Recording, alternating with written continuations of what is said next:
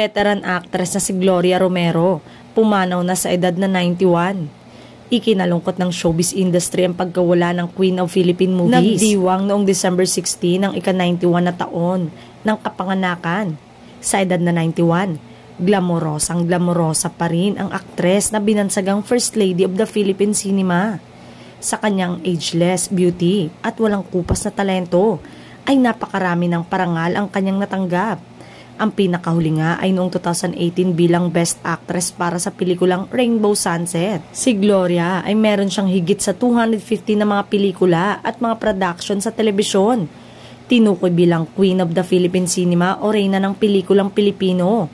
Kilala siya sa kanyang sopistikado at mainhin na imahe.